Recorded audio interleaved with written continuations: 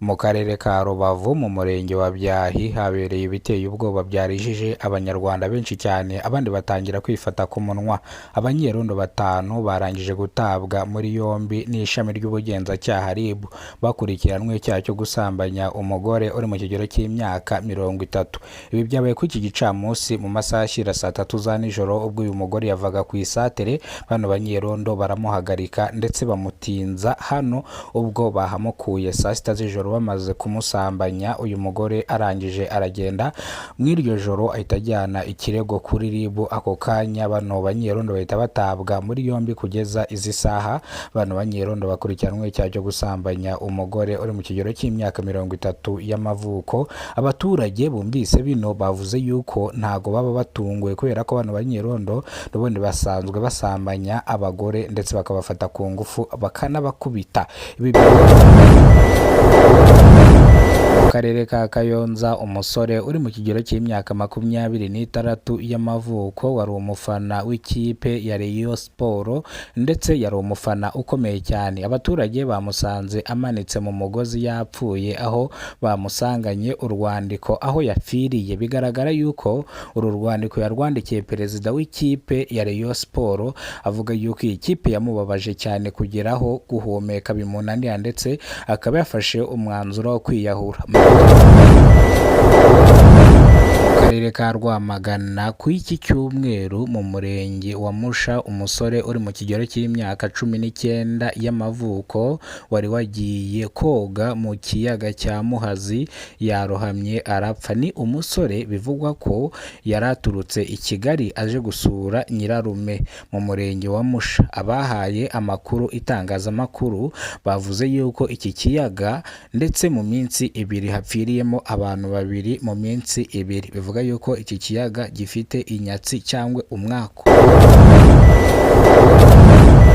N'incamake y'amakuru. Nimba aribwo bwa mbere ugeze kubona umuyoboro wa Kidasamura TV Rwanda, ibuka gukora subscribe, ufungura inzogera kugira ngo uzajye ubasha kubona amakuru mu gihugu cy'u Rwanda kandi yizewe. Reka amakuru yacu tuyahere mu karere ka Rubavu mu murenge wa Byahi, ahabereye ibyarijije abanyarwanda benshi cyane. Abanyerondo batanu barangije gutabwa muri yombi n'ishami ry'ubugenzacyaha RIB bakurikiranwe icyaha cyo guhohotera umugore uri mu kigero cy'imyaka 30 y'amavuko, dore yuko uyu mugore bamusambanyije. Bityo uyu mugore ahita ajya gutabaza inzego z'umutekano. Aba banyerondo bahita batabwa muri yombi. Ni mu gihe abaturage bavuze yuko badatunguwe, kuko bano banyerondo basanzwe bafata abagore ku ngufu bigapfa ubusa, ariko kugeza ubu ngubu noneho bafatiwe mu mutego. Reka amakuru yacu tuyerekeza mu karere ka Rwamagana ku iki cyumweru mu murenge wa Musha. Umusore uri mu kigero cy'imyaka 19 wari ugiye koga mu mazi cyangwa mu cyuzi cya Muhazi yarohamye arapfa. Uyu musore bivuga yuko yaravuye mu mujyi wa Kigali aze gusura nyirarume mu murenge wa Musha. Ahageze ajya koga mu kiyaga cyangwa mu cyuzi cya Muhazi, arangije ahita haburira ubuzima. Abaturage bahaye itangazamakuru amakuru bavuze yuko iki kiyaga gipfiriyemo abantu babiri ndetse mu minsi ibiri ikurikiranye. Ho abaturage bavuga yuko iki kiyaga gishobora kuba kirimo umwaku cyangwa inyatsi.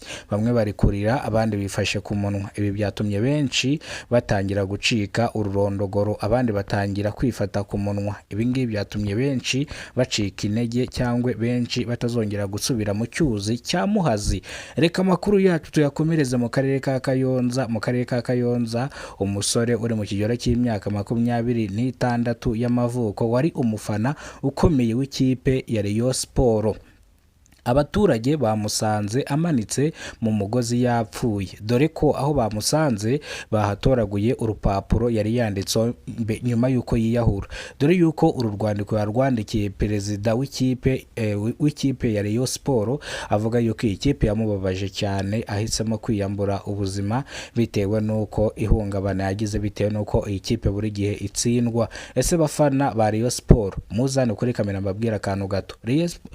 Rayon Sport ikeneye abafana bafite imitima ikomeye, ikeneye abafana bashobora guhandurira ingastorasiyo zose baba barimo. ntabwo Rayon Sport ikeneye abafana bafite umutima woroshye, kubera ko Rayon Sport nta munsi n'umwe ndumva yatsinze mu mateka yayo ngo itware igikombe. Ibi ngibi rero byatumye benshi bava ku ikipe ya Rayon Sport bakajya kwifanira APR. Muribuka yuko uyu mukino uherutse guhuza Rayon Sport ndetse na APR, Umureyo bamukubise ibitego 4 ku gitego kimwe, ndetse ni ibintu byababaje abafana benshi cyane, abandi bararira nkuko mwagiye mubibona kuri stade, bamwe bararize abandi biravumiriya. Reka amakuru yacu tuyasubikire hano, amakuru nakagaruka. Nimba rwo bwa mbere ugeze ko umuyoboro wa Kidasamura TV Rwanda, wibuke gukora subscribe, ufungura inzogera kugira ngo uzajye ubonera amakuru ku gihe, ndetse ndabakunda cyane. Ngiye mwari mubana mwana makuru, nitwa Kidasamura, urw'inkuru rwatabakora rugakonkoma.